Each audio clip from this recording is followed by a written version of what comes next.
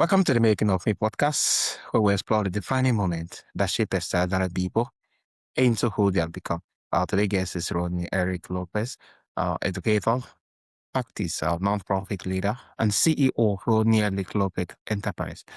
Rodney did not arrive at his life work by following the safe path. He arrived away from the stable career in corporate public nation with its security and upward mobility to pursue salsa dance with far less financial certainty and infinitely more joy.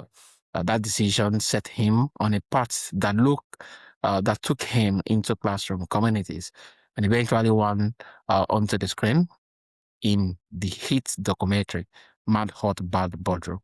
He is now writing his forthcoming memoir. I don't speak Spanish, but understand everything when I'm dancing. The title, it says everything about how identity, language, and movement can live in the body at the same time. Rodney, it's a pleasure and honor having you. Show. Yeah. Thank you for having me. I really appreciate it. It's good to be here. Yeah, thank you so much, and thank you for accepting my invitation. So Rodney, before the dance, before the documentary, who were you?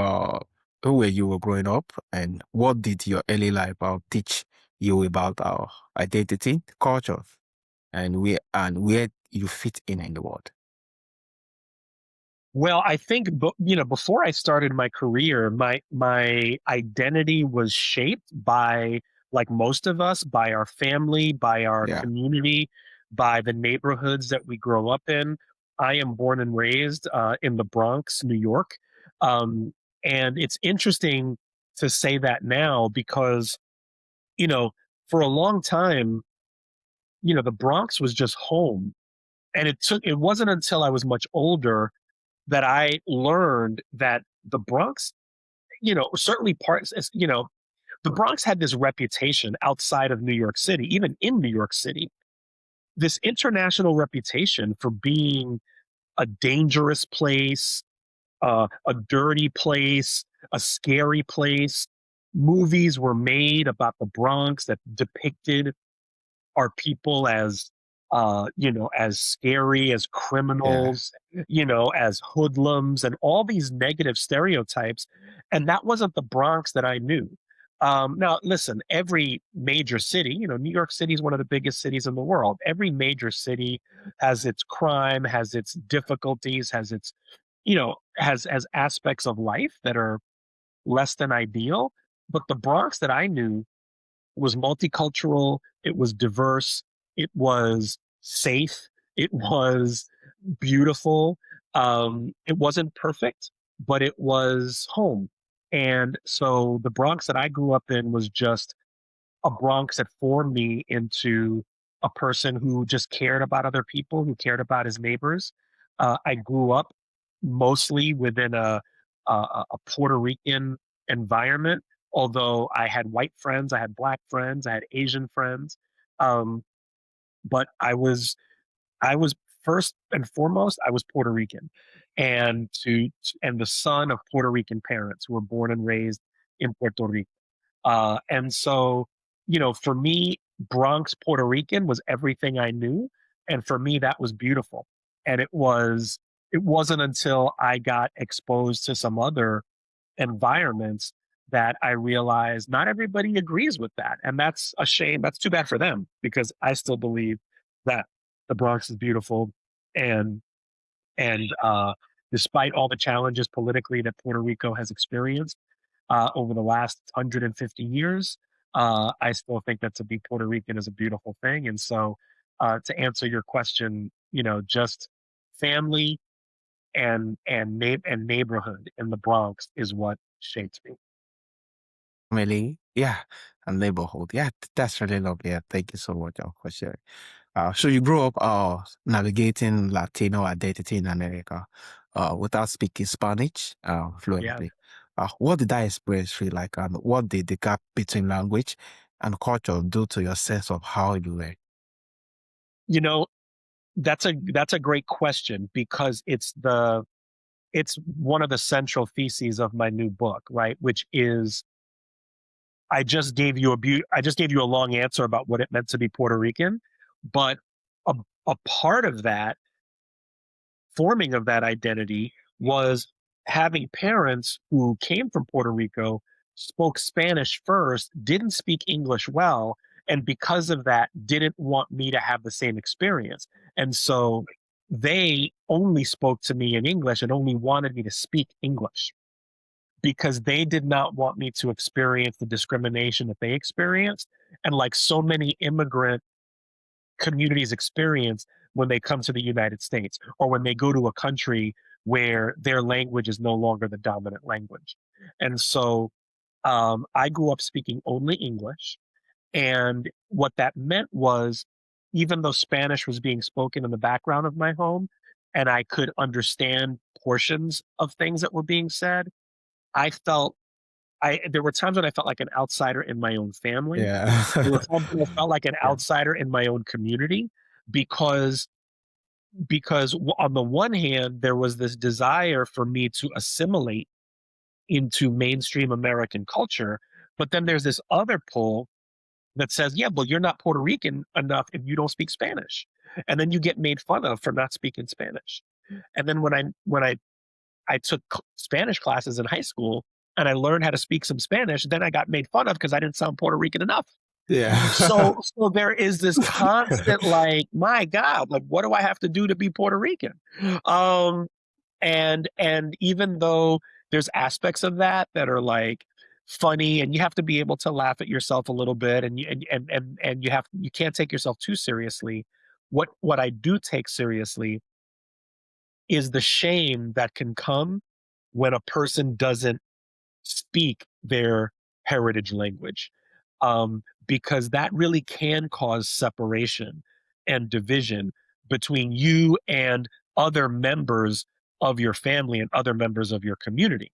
Because then people will say, well, they might not even say to you, they might say to your parents, why didn't you teach your kids the language? Right? Do you not want them to be, whatever, fill in the blank? And so I had to experience that for many years, and it was difficult. It was hard, but I found other ways to compensate for that, and I'm sure we'll get into it Yeah. in as the conversation continues. Yeah, it's really amazing, and it really got me having to kind of learning how to speak Spanish and then make reference to, yeah, you're not Puerto Rico enough. And when you didn't speak it, you actually identify as not being part of them. But the whole of back and forth make reference to the fact that, yeah, yeah, it's really lovely just hearing that out. So you build a career in corporate public relations, stable, upward, mobile, respectable. Um, what was it like inside that world? And when did you first started to feel that was not where you were supposed to be? So it began really as a young person because my first, I guess, real interest, my first real love was in broadcast journalism. I grew up watching Bryant Gumbel, who's a famous American journalist on TV. He was on the Today Show and he's done all these great things. And I always said I wanted to be the Puerto Rican Bryant Gumbel. I wanted to be the guy on TV, like reading the news. And so I majored in journalism in college and I wrote for the school newspaper and I did and I did the TV station, the radio station. I thought I was going to go into a career in broadcast journalism. But but interestingly enough, my internships, like my summer internships, my after school internships, those were all in marketing and public relations. And so even though I had this interest in news, the internships and the jobs I was getting were all in public relations and marketing. So when I graduated from college, my first job offer was in the public relations space. And so I just went with that because that's what was paying and I needed to get a job that paid. And it was the beginning of what could have been a very long career for me. I think I had some talent in that area. I enjoyed the work for a while. I started in the nonprofit space, ended up in the corporate space. But after a couple of years doing corporate public relations, I started to feel like um, it wasn't really for me. I wasn't enjoying my clients. I wasn't enjoying the fact that even though the work was interesting and it was intellectually stimulating, I just didn't like the fact that all I was really doing was advancing the PR and image interests of big companies. Um, it's good work, but it wasn't meaningful work for me, and I wasn't really enjoying it. And so, um, I met a woman, a young woman who was a salsa dancer, a professional salsa dancer, and she had started taking me out salsa dancing, and I was getting exposed to this new, which were for me was new, this new experience of dancing salsa, and that inspired me to make a career change eventually. It wasn't immediate. It took over a couple of years to figure it out. But I wound up leaving corporate PR to become a dancer and a dance teacher because I found more joy in helping people to dance, than I did in just writing press releases and pitching media companies to run Yeah. stories on my clients. Now, that caused a lot of division between me and my Yeah. parents, especially my dad, Yeah. because he was like, "That's not what we sent you to school for. That's not what we sacrificed for. And you're not gonna make any money as an artist, as a dancer," you know? And he was right. It took a while to figure that out, and it wasn't easy. But in this case, following my passion really um, did make a huge difference in my life. Yeah. Oh, that was really a whole lot. And you've had that looking at PRO and some dancer. Yeah, almost every parent would be like, what are you doing, Rodney? How did you I could just imagine the back and front argument at the background. I'm like, which that was really a whole lot. And having to decide and having the same courage to go all out for it, it's really a whole lot. So dance became a language for you in a way that Spanish had not fully been. What does salsa specifically carry culturally, emotionally, physically, and that word alone cannot? I'm going to answer that question, and I just want to say, with regard to the last question, that the other thing that I want to mention is that our parents, or families, they sacrifice for us, and they sacrifice for their children. They want what's best for them, and while that was a difficult time in terms of the expectations that my parents had for me, I just want to say to whoever's listening to this that, you know, sometimes pursuing your passion might take a while, and it's not always going to happen overnight. And, maybe you want to think about taking it slowly. I kind of jumped in with both feet. But definitely, don't stay in a situation where you're miserable for too long. Like, definitely find your passion and then pursue it. Even if for a time it might rub up against the expectations of your family. And listen, some of us have families that are no joke. Like, some of us have families that will make our lives miserable if we don't do what they expect of us. But I also think that if you are not giving your best gift to the world, then you're sort of cheating the world of what you have to make a contribution. But to answer your question about dance, um, you know, salsa, I like to say salsa was born in Cuba, but it was raised in New York City. Salsa is an offshoot of the Cuban soul and the Cuban rumba. But when those rhythms came to New York City in the 1930s, 40s, and 50s, it blended with African American jazz and other influences from the United States, and this new art form emerged. Right, first it was mambo in the 50s and 60s, and then in the 60s, 70s, and 80s became salsa. And so, my father was a salsa musician, at night. He worked jobs during the day, and at night he would play in these salsa bands, which is partly why I think he was disappointed in me, because he Yeah. knew that there was no future in this thing, Yeah. at least financially. Um, and so, I was part of a generation, or I was one generation removed from the generation that really created this art form, that really turned it from this local Caribbean thing to a worldwide phenomenon. And so when I started learning how to dance salsa, what I saw was I'm part of a lineage of Puerto Rican and New Yorican in particular, right? New York Puerto Rican culture creation. I inherited that, and I'm part of that lineage. And so dancing salsa, I wasn't a musician. I wasn't playing salsa music, but I was dancing to salsa music, and I was teaching others how to dance to salsa music. And I was choreographing to salsa music. And so that felt like real cultural affirmation. that felt like cultural validation, and it gave me access to Puerto Ricanness that Spanish never could because I was feeling it in my body. It wasn't just whether or not I could say some words. It was about me embodying the experience of what it meant to be Puerto Rican in New York. And salsa was one powerful way to do that. So salsa became another language. I became fluent in salsa, even though I wasn't very fluent in Spanish. And I think that that's a really important lesson for anybody who is struggling with their heritage language.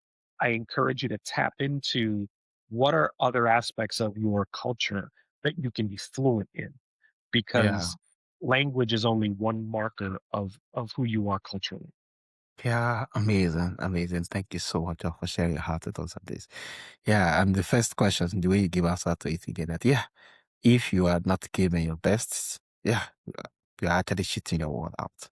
And it's really amazing. And thank you so much. So you were featured in Mad Hot Ballroom, a documentary that continued to reach audience around the world. Yeah. What was that experience like? And what did seeing your work reflected back through that film did to your understanding of what you were building? Man, like Mad Hot Ballroom is one of the highlights of my life and career, because when it was being filmed, I had no idea at the time of the impact that it would have on people. Yeah, Um, I was so my career started as a salsa dancer, and a teacher of salsa dance, and then I eventually got introduced to teaching artistry through an organization called Dancing Classrooms, and Dancing Classrooms for nearly 30 years has brought the art of ballroom dancing into public schools in New York City. It started in New York City, but then expanded eventually, nationwide and even to some international locations. And and essentially, our work was to bring ballroom dancing into classrooms, into public schools, for fifth graders, for eighth graders, and not only teach them how to dance, but to get them to experience the social and emotional benefits of dancing with somebody else, because you're dancing with somebody, but you're also touching them, you're making eye contact, you're doing things that can make you very nervous, very uncomfortable, even anxious, especially at that age. But what you learn is you learn to respect people, you learn to have self-respect, you learn to have confidence, you learn to have empathy for other people when you're dancing with them. And those are really important lessons to learn at the age of 10, 11, and 12 years of age, because those lessons stay with you, for the rest of your life. And so Mad Hot Ballroom was a film that these two first-time filmmakers, they learned about our program. They wanted to document it. They wanted to record us.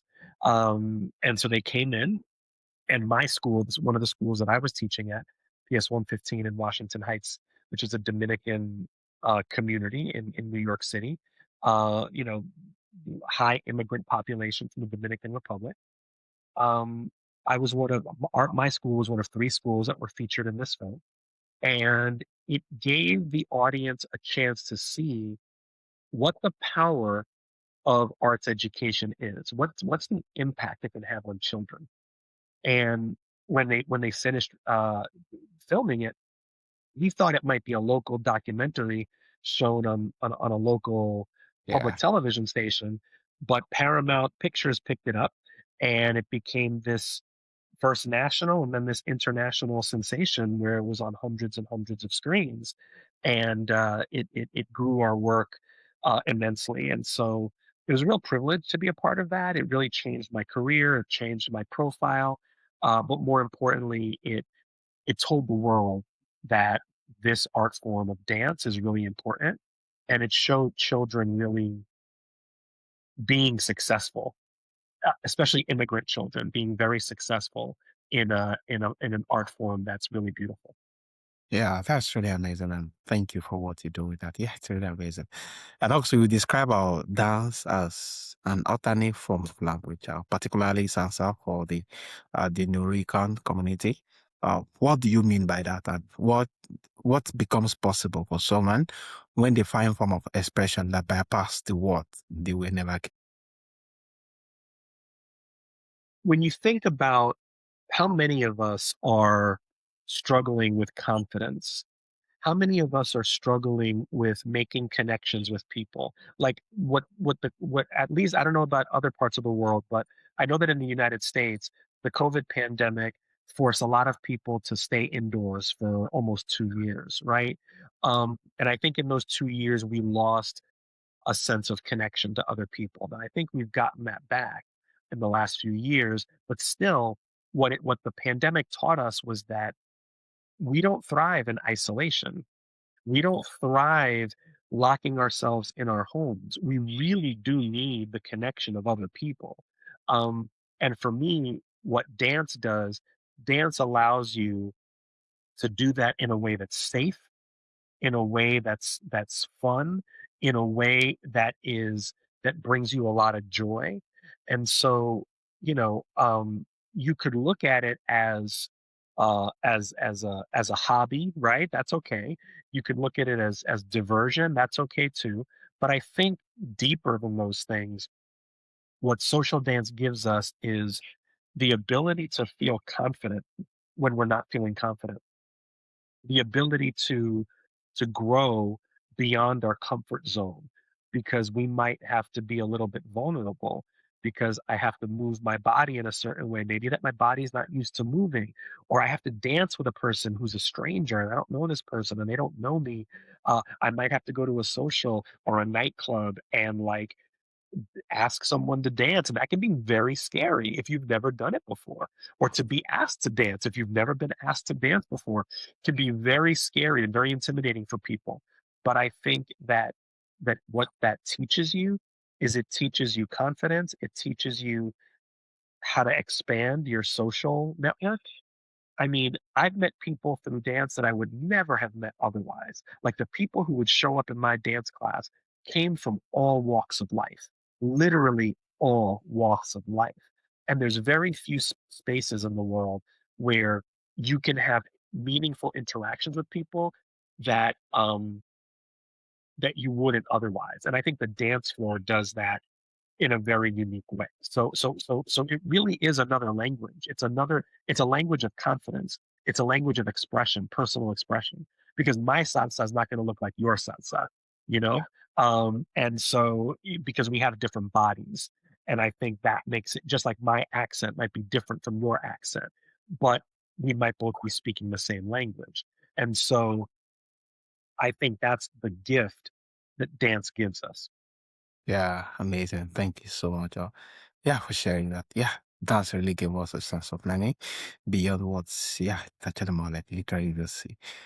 So looking back at the man who left corporate yeah, PR for the dance floor, what are you most grateful for about the leap because of the educator or the artist and the bridge builder it has made you?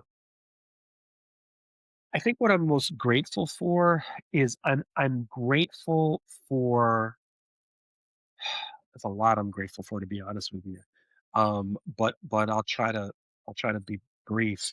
Um, I think what I'm most grateful for is giving myself the permission to try something new and to and I'm grateful for having stuck with it. Because there was a time when it was difficult. There was a time when I wasn't good at dance. There was a time when I was still a new dance teacher and I was regretting that, you know, I had left this career and the salary that I was making, the healthcare benefits that I had, the 401k, like all those things disappeared. And and I could have like gone back. I could have said, "No, this is too risky. Let me go back and do something that's safer." I think I'm grateful that I stuck with it. I'm grateful that I had encouragement. I'm grateful that I had support. I'm grateful that I had good mentors who were willing to teach me and give me opportunities, because I wouldn't have been able to do it unless I had people who said, "No, you're good at this. Let's give you some opportunities to practice and get better."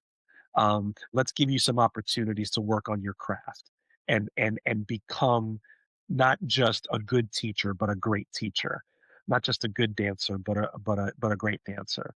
And I think you need people in your life who who see your potential and who give you opportunities to reach it.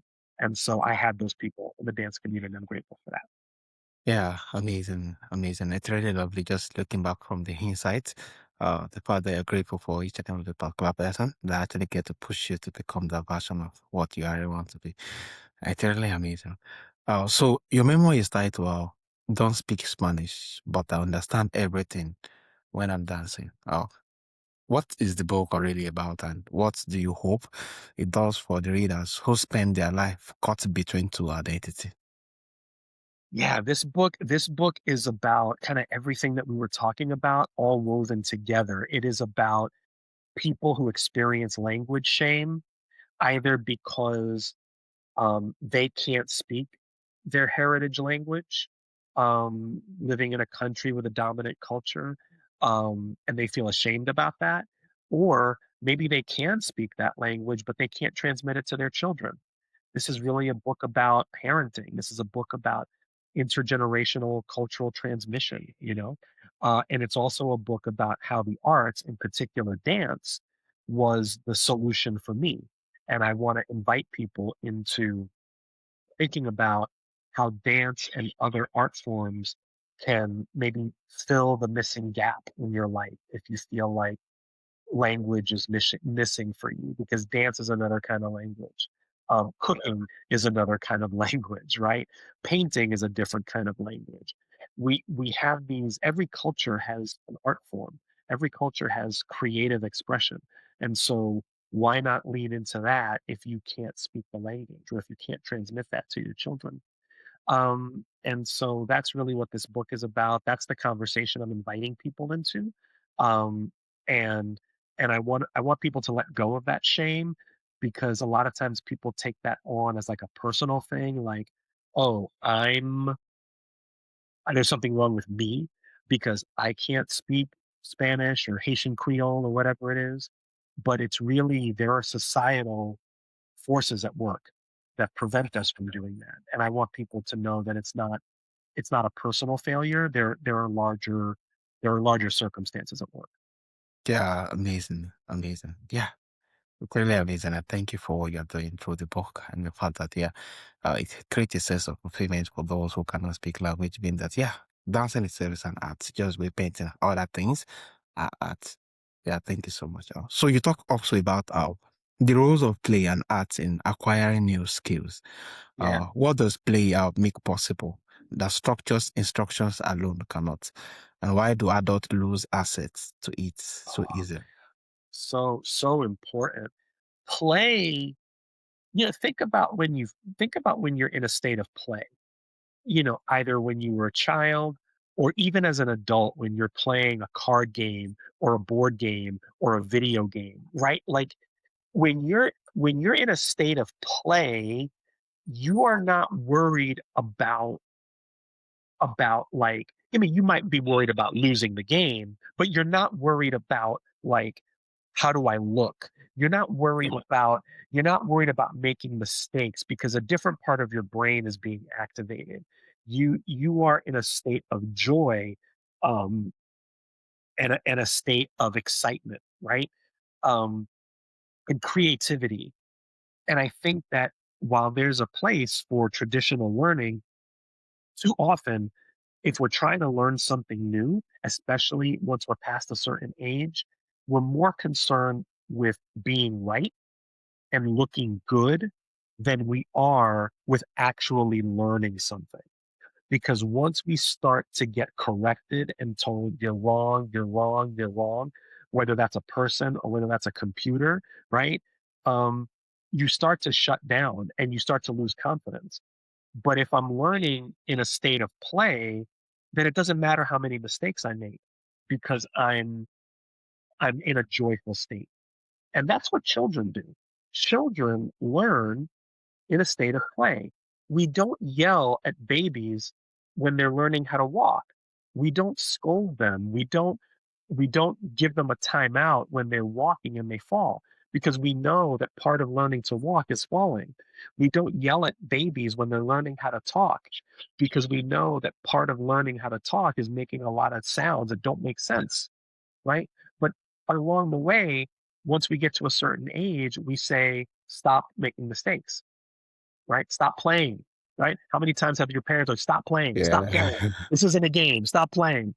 And then we shut down. And so what I want people to know is that, listen, I know you can't do that 24 hours a day. There are times to be serious, but we learn best when we're playing. And that's what dance is. Dance is a space to learn through play. And so if we can carry that over to other parts of our lives, I think we'll find that we will learn other things faster as well. Yeah, we Yeah. learn best when we're playing. And we just don't mean that. Yeah, just what you say, when you're playing, you don't care about how you look. You don't care about how people perceive you, but more of Yeah. your, yeah, endless dedication towards perfecting that particular art, towards winning the game and towards becoming better. And it's really amazing. Um, so your work is at the intersection of race, language, and the Latino community. What do you want people outside that experience to understand about how those two things are tangled together in a way that are not always visible? It does sit at that intersection. And what I've found is that when I've given talks on this subject, people from all backgrounds come up to me and say, you know what, that's my story too. Oh, You know, like it's not just the Latinos or the Spanish speakers. I have done this, and Chinese people have come up to me and said, "That's my experience too." Indian folks have come up to me and said, "That's my experience too," because um, because if you come from somewhere else, and I'm talking about a U.S. context, and maybe your listeners aren't just in the United States, maybe they're in other places too, but like when you leave your home country and you go somewhere else and your culture is no longer the dominant culture, you have to wrestle with how much am I going to assimilate to the dominant culture and how much am I going to keep from my home culture, right? Everything is a transaction. There's a cost to everything. And so, what I want people to know is that regardless of your background, kind of nationally or ethnically, um, that there is value in talking about language shame, in having honest conversations in your family and your community about it, because I feel like sometimes intentionally and sometimes unintentionally we create divisions in our own community around that, in our own families, right? Because somebody moved to, and again, I keep using the US as a, because that's where I'm from, but like, oh, you moved to the United States. Well, we you moved to the United States because you wanted the American dream. You wanted to make a better life for yourself. Okay, but maybe in doing that, you had to let go of your home language. You had to yeah. let go of your home culture. You had to change your last name because nobody could pronounce your last name, right? So these are decisions that people make, but then people feel lots of shame around that sometimes. And so this book is an invitation to call people into that and to have honest conversations about it. Amazing. Thank you so much, Rodel. This has been an amazing conversation. And yeah, thank you so much for sharing your heart on this topic. So Thank from you. our audience who would love to reach out to you, to connect to you, either to get the book or more like need for training or any other thing to reach out to you in respect of, how can they reach out and where's the best platform?